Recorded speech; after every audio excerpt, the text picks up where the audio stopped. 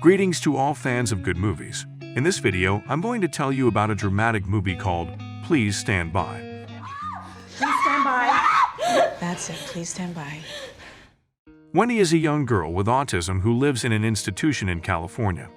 Despite her condition, she strives to lead a normal life, and Scotty, an employee of the institution, helps her with that. Each day, our heroine follows a strict schedule, enabling her to take care of herself independently. She walks on the street, strictly following a predetermined route, and even takes on simple work at a local coffee shop. Welcome to Cinnabon. Would you like a Cinnabon? Wendy also attends regular individual classes aimed at helping her better adapt to society. In the evening, she takes her dog for a walk and spends her free time watching her favorite sci-fi series, Star Trek. Due to her condition, Wendy has difficulty recognizing human emotions. She often interprets things literally and expresses her thoughts directly. She always carries 3 objects around her neck: Pite for expressing emotions, an MP3 player to help her calm down in difficult situations, and most importantly, a notebook that serves as her guide and contains all the rules she follows. Our heroine has an older sister who is married and raising a daughter. However, the sisters don't have a good relationship, and as a result, they don't see each other frequently. One night, Wendy discovers a script writing contest based on her favorite TV series. Inspired by this, she immediately starts writing a script.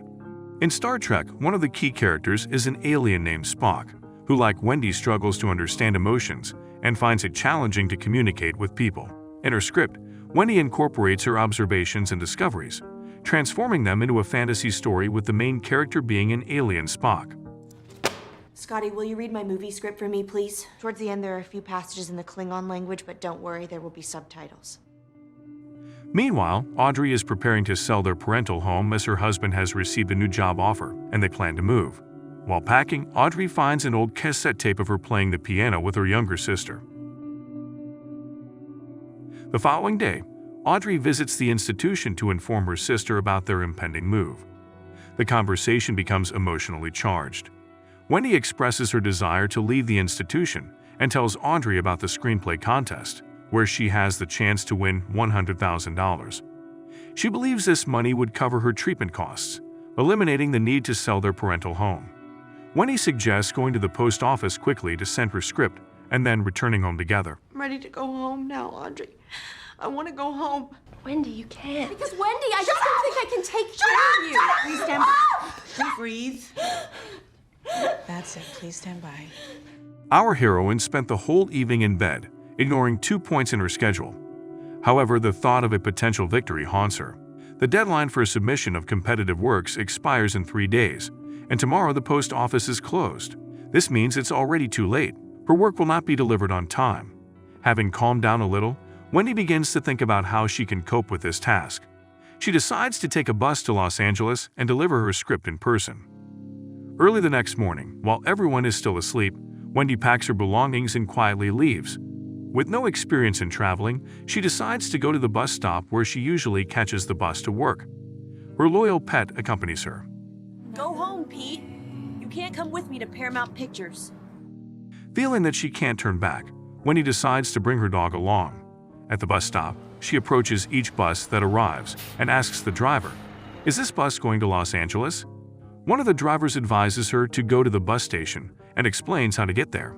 Our heroine has never been to that part of town alone, but gathering her courage, she embarks on this mysterious journey, just like a character in her fantasy script.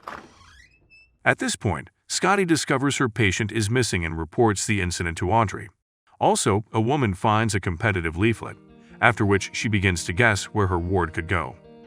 Upon reaching the bus station, Wendy learns about bus tickets for the first time and realizes she has enough money to buy a round-trip ticket. Since pets are not allowed on the bus, she conceals her dog in a bag. The journey goes smoothly, but halfway through, her dog Pete starts barking and signals that he needs to go to the bathroom. Consequently, Wendy approaches the bus driver to address the situation. Excuse me, bus driver.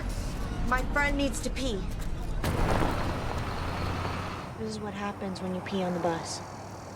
The girl makes another note in her notebook and decides to continue on foot. On her way, she comes across a roadside market where she meets a young girl and her daughter. Through their conversation, we learn that Wendy has a strong desire to meet her niece, but her sister is against it due to concerns about Wendy's seizures potentially harming the child. The two girls quickly develop a friendship and find common ground.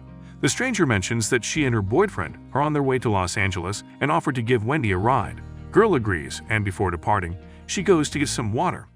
It's at this moment that the stranger discreetly searches Wendy's backpack and steals all her money. As they leave, the boyfriend forcefully takes away the rest of Wendy's valuables. Give me my notebook back! Give me my notebook back! I'm sorry.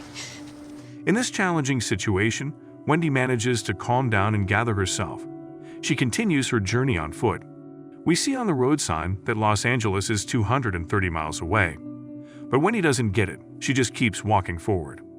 Eventually, she finds herself in a small town where a noisy fair is taking place. The noise overwhelms Wendy, so she tries to block it out by covering her ears tightly and singing her favorite song. Soon, she spots a payphone and finds the number for emergency services in her notebook. But the desire to see the niece overpowers. As a result, Wendy throws away the card with the emergency number and continues on her way. Meanwhile, Scotty, accompanied by the police, begins to piece together where her patient might have gone. She also shares this information with Audrey. After the conversation, the worried woman decides not to stay at home. Alone, she goes in search of her sister. At this time, Wendy enters a store and realizes her cash is missing. She is left with only a few dollars in change, which should be enough for a small snack. At the checkout, the seller, sensing Wendy's vulnerability, attempts to deceive her. But the world is not without good people. An older woman interrupts their conversation and forces the salesperson to apologize. Through their conversation, the woman discovers that Wendy is far from home and completely alone. She kindly offers Wendy to join her, and our heroine continues her journey accompanied by a group from the local retirement home. Later in the evening, the elderly driver starts to fall asleep, prompting the bus pulls off the road. This triggers another seizure for Wendy, and she is taken to the hospital with a suspected concussion. Can you hear me? Welcome to Cinnamon. Would you like to try Cinnamon? Back at home, Scotty starts contacting all the state hospitals. She eventually discovers that an unnamed young girl and her dog, wearing a Star Trek uniform, have been admitted to Bakersfield. Determined to find Wendy, Scotty promptly heads to the hospital, waking up her son to accompany her as an assistant. She also informs Audrey of the discovery of her sister.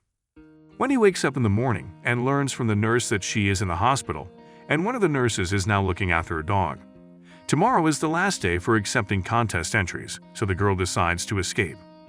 With the help of an open window in the bathroom, she manages to deceive the nurse. Having freed herself from supervision, Wendy gathers her belongings and changes clothes. Before leaving, she leaves some food for Pete, her dog, at the reception desk. In her hurry, the girl fails to close the backpack, which is why, while going down the stairs, a part of her script flies out and ends up on the ground. Hey, stop! Soon after, Scotty arrives at the hospital, gathering up the scattered script pages and entering the building. The hospital staff informs her that Wendy has escaped once again. Meanwhile, Wendy wanders alone through an unfamiliar city. Her script is in disarray, and she believes it's all over. In tears, she examines what remains and notices an inspiring phrase spoken by her fictional character. In front of her, she sees a copy center with discarded paper in the trash cans. Wendy begins reconstructing the missing part from memory, writing it down on the back of the used sheets. In the evening, our heroine arrives at the local bus station. The next bus to Los Angeles isn't until the following morning, so she must spend the night outside. I hope she's okay. This can't be easy for her. While conversing with a doctor, Audrey shares her story of taking care of Wendy by herself after their mother's passing. She explains how she got married and became pregnant, fearing that she wouldn't be able to handle her troubled sister under those circumstances, leading to her decision to place Wendy in a specialized center. The date is February 16, the final day for submitting entries. Unfortunately, Wendy doesn't have enough money to buy a bus ticket. However, she notices that the bus's luggage compartment is open. Seizing the opportunity, Wendy manages to get to Los Angeles for free. On the street, she asks passersby for the address of a movie studio. At this moment, the girl is noticed by patrol officers who are just looking for her. The chase begins. Observing her backpack, one of the officers realizes that Wendy is a Star Trek fan. Using references from the show, he successfully calms her down. Nitab et chaube souffle. What language is that? Klingon, all right? Sitting at the police station, Wendy shares her story with her new friend, mentioning her unfinished script. She knows there isn't enough time to complete the missing part, so she considers her mission a failure. At that moment, a sister arrived at the station, accompanied by a doctor. They handed the girl the pages they found and then proceeded together to the film studio. The final task remains for Wendy to complete. According to the rules, scripts can only be sent by mail. To participate in the competition, the girl has to deceive a strict warden. Do you know who I am? No. Thanks. Finally, the script is handed over, and Wendy considers her mission accomplished. In the evening, the family engages in a heartfelt conversation, leading Audrey to make the right decision. Although Wendy didn't win the contest, it no longer matters. She has overcome numerous challenges along her journey, proving her worth to those around her. As the movie concludes, Wendy receives an invitation from her sister. She arrives at parental home, where Audrey greets her on the doorstep, holding her niece in her arms. Thank you to everyone who watched until the end.